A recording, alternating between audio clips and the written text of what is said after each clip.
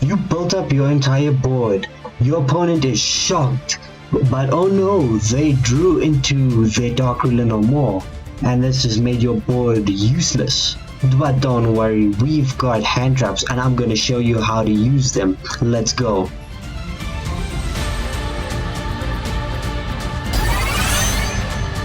Okay, so for the purpose of this video, we're going to keep it simple and we're going to focus on the 3 biggest decks you will find most commonly at your locals.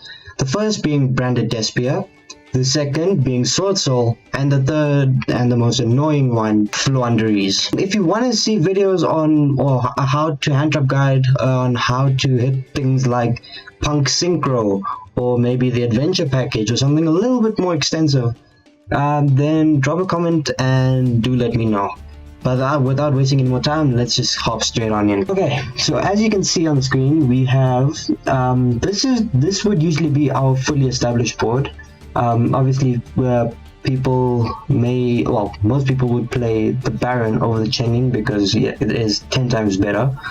But as I showed you in my deck profile, I really can't afford it, so that's my alternative. And then for the video, we're going to be focusing on the only 4 hand traps, and these are the 4 hand traps I use in my deck. If you haven't seen the deck profile, I will link it and you guys can check that out. But we're going to be covering Effect Veiler, Ash Blossom, and from from the last video, someone kindly dropped a comment saying that they wanted to see how to hand trap with DD Crow specifically, so I've included DD Crow and the Ghost Ogre and Snow Rabbit. As you can see, most of them are light and dark targets because, like I keep saying, that we have to be mindful of the Chaos Ruler mill and we don't want to waste our hand traps. Ash is just Ash, but we need to play it. Okay, so with hand traps, the thing we need to keep in mind is any video you watch, including mine, and like when I watch other people's videos on how to hand trap before I go to a states tournament or something like, or even locals, I have to prepare and understand how other people's decks work and how to hand trap them. The thing fundamental problem with that is they're giving you a general how to hand trap, not specific to your deck, because certain decks have limitations and restrictions that can catch you out, and at much more important tournaments like, for example, states, where you do an illegal play, it can cost you. So for example, in our deck we have Herald of the Arclight, and for people who don't know, Herald's condition on field is that any monster sent from hand or deck to graveyard is banished instead. What this means is it effectively makes every single hand trap we have useless apart from Ash Blossom, because Ash Blossom is a discard. Everything else is sent from hand to graveyard to activate the effect. So that's something we have to keep in mind, and all this means is that when we're going up against our opponent with this fully established board, Herald has to be the first thing you resolve if you want your hand traps to go off. Obviously, there's certain instances where the punishing effect gives you a little bit more over the hand traps, but yeah, it's depending on how you want to play. So looking at the first deck we're going to go up against, we're going up against Branded Despia. Now, for a while it was quite a scary deck, and for some people it still is, and depending on the player you go up against, if they're very skilled, they can kill you very quickly with that deck, especially if they have super poly, because that's no fun for anyone. I'm just going to, let's just say we use Herald on something. Yeah, okay, I'm not going to be focusing on what Herald covers or what Herald negated, so let's just look at the hand traps. Let's start off with Effect Veiler. So Effect Veiler is a pretty cool card. The only bad condition with it is it can only be activated during your opponent's main phase. That's where Imperm shines a little bit more, because it can be activated on your turn. But for Effect Veiler, going up against Branded Despia, there are a lot of people who say that you should hold your Effect Veiler for an Albion or a Lubellion effect, and don't waste it on the Aluba. I think it's up to you if you want to take the risk. The reason why, if this was me, I would Effect Veiler the Aluba any chance I got. The reason why I would do this is because if your opponent activates Aluba to search, you don't know if they're going to search the Branded Fusion, the Branded Opening, or Branded Lost, which is the worst case scenario, because your opponent could have a Branded Opening in hand. and they activate Aluba, which means they're either most likely going to be searching for branded loss, and that's something you don't want to deal with. Even though you have heart rate and things like that, it's still, you really don't want to deal with it. So my advice is, the minute you see Aluba or something that, if they play Springhands Kit or Keeper of Dragon Magic to search, I would use the Effect Veiler then, assuming they don't have Call By. But if they have Call By, then I mean, they're a good player. There's nothing you can do about that. Effect Veiler on the Aluba, if they just go straight up branded opening and you don't have Ash, then you go ahead and hit either the Albion or Lubellion, because that kind of screws them over a little bit. Effect Veiler, I don't think really should hit anything else, unless they decide to use Mirror Jade on their turn to banish one of your cards, and if you really can't afford it, then yeah, maybe you should Effect Veiler. The next card we're going to be looking at is Ash Blossom. Ash Blossom is strictly, I personally think Ash Blossom should strictly be used just for the branded opening, because branded opening gets everything going for them. So I mean, you can try and hit the Frightful Patchwork or anything like that, but I think it's more impactful to hit the branded fusion, because that brings out the Mirror Jade, and yeah, you don't want to see any of that going off. I would rather let the Patchwork go off and deal with that over the branded fusion. I think for this deck, that's Ash's sole purpose. Next, DD Crow, which is what people were looking for on how to hand trap with this deck. DD Crow is very sometimes it's really good, sometimes it's pretty average, but honestly against Branded Despair it's good because of Branded in Red. If you don't have the Herald on field, because of what I said earlier, you want to use it first, right? But say now you don't have the Herald, or if you're playing Dragster and you don't have Dragster on field, or if you've used up your Heart Red and you only have a Crow, then I would use the DD Crow on the Branded in Red on the target. So whatever they target, if they go Branded in Red, they'll search something in the grave, or they'll choose something in the grave to add to hand. You should then immediately Crow the target. That just stops things like Guardian Chimera and a lot of other crazy shenanigans from going off. I think that should be the sole purpose of Crow. If you want to use it on anything else, then sure. But I mean, that's what, when I'm going up against Branded Despair, I just save Crow for Branded Red, because I know it's going to come at some point or another. Because the thing people forget with Branded Despair is this deck can recycle and just keep going turn after turn after turn, and our deck can't afford that. So yeah, it will come up at some point. So DD Crow, the Branded Red target.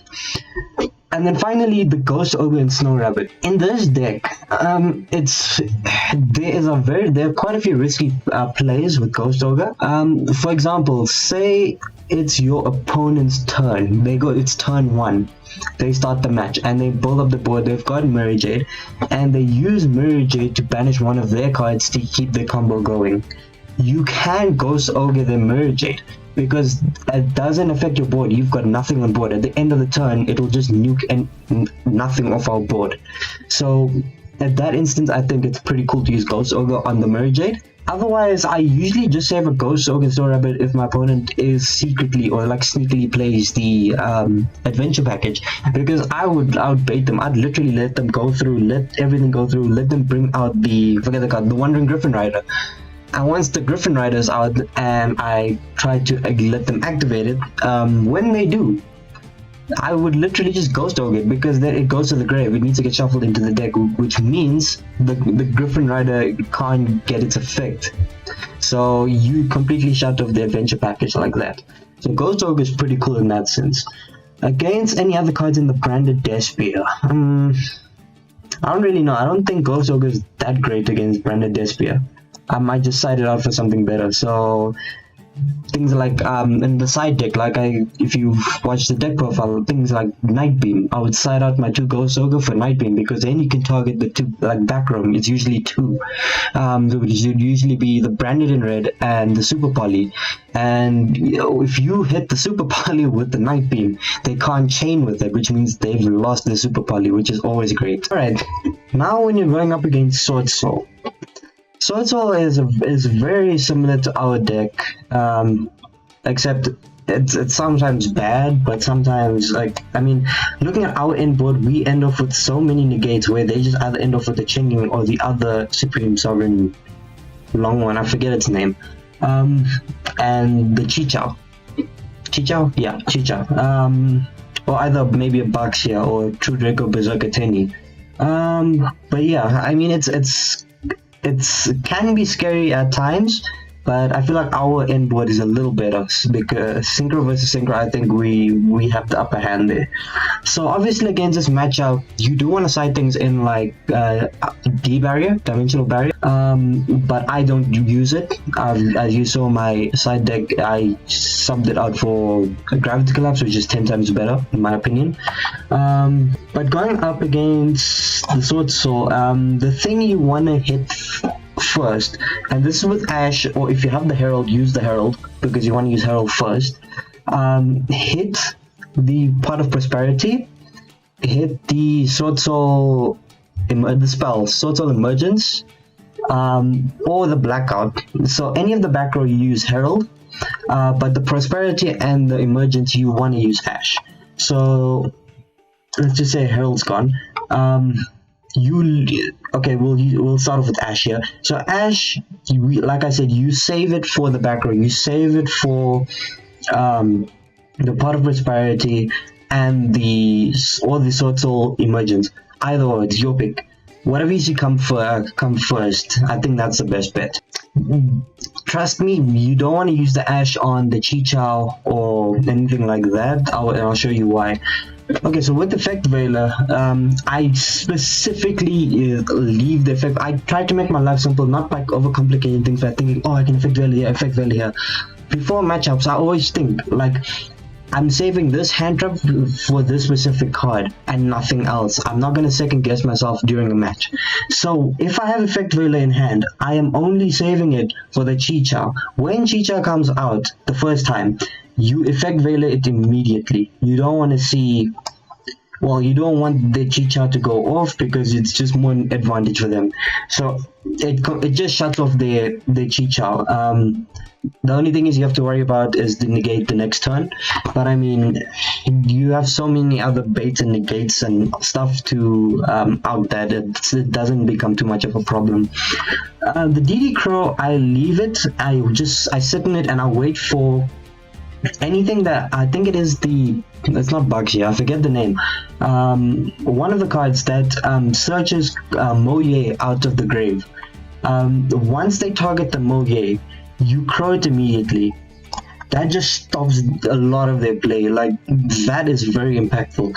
If you can get that, if you have Crow and Effect Veiler where you or Ash, sorry, you've already got so much advantage going into your turn, or if it's already your turn, you've got so much advantage, and plus you have your own Chenging, so it's kind of a little bit of a mirror match if you're playing the Chenging, because they can get punished for it too, so that's pretty cool. And then Ogre, I don't really know what to use Ogre on. It's very match dependent. So whatever I come across, and Ogre's in my hand, wherever I like feel like, you basically at the end of the day you have to look at what's in the hand, or look at how much cards your opponent has in the hand, what's on the field, what's in the graveyard, what could they potentially do. Like, you have to study a little bit of your opponent's deck. So it's also like banishing from graveyard to either draw or special summon, or so, like, it's just little things where, like, Ghost Ogre is not very important against Sword Soul. So it just comes down to, like, say for example, it's like the last, like, you've negated, you've hand trapped, and like they've only got one thing left, and you can Ghost Ogre it. I would use the Ghost Ogre then. But I mean, it's up to you. You decide where to use the Ghost Ogre. Ghost Ogre doesn't really have any specific target in the Sword Soul deck like Brand did Despia as well. I usually the reason why I play Ghost Ogre is I don't want to get caught on the adventure package. That's why I put in Ghost Ogre. That's my main target for Ghost Ogre. That and Appaloosa, because at my locals there is one guy who does play Appaloosa, and it's an annoying card. So Appaloosa effect and Ghost Ogre just kills it immediately. So yeah, it's always good. Okay, I'm running out of time on my camera here, so let's just try and speed through the last deck, which is the most annoying, which is Flunderies. Flunderies against our deck is pretty good, but also because Impin doesn't really affect us. The big problem is Herald, because Herald Herald's condition to send any monster from hand or deck to the banish zone instead of the graveyard is positive for them. So going up against Flunderies, you want to try and get your Herald off the field as fast as possible. So negate something with Herald, because there's no point in keeping Herald on field. It doesn't benefit us. So usually if I don't have an Effect Veiler, and Effect Veiler, I use my Effect Veiler on either the Eaglin or the Robina as it comes out, and one of the birds that searches. So that's where my Effect Veiler would go. But if you don't have Veiler, I would use the Herald in, because with this deck, if you have Herald out, you want to use Herald first and just get it out of the way, because you don't want to give them any advantages. But then the Effect Veiler would go towards Eaglin and Robina. The Ash Blossom, you can use the Ash Blossom on the map. You can. But also, Ash is the preferred method, but you can also use the Ghost Ogre on the map, which is pretty good. Because yeah, once that map is gone, it's so good for you. And DD Crow, I don't think you side this card out if you're going up against your Flunderies players, because Crow just gives them advantage. The main takeaway with Flunderies is you do not want them to banish cards. So I would take out the Crow and sub in things like Lancia, but Lancia is so much better against against Flunderies than the Crow.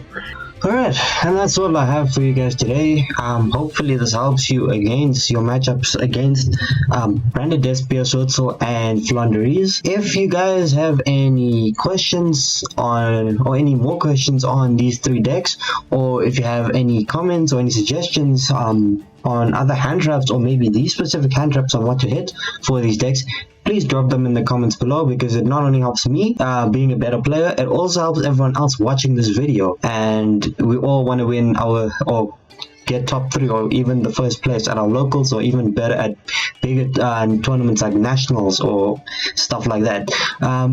But yeah, like I said, that's all I have for you guys today. If you enjoyed it, please like, comment, and subscribe, and I'll see you guys in the next video.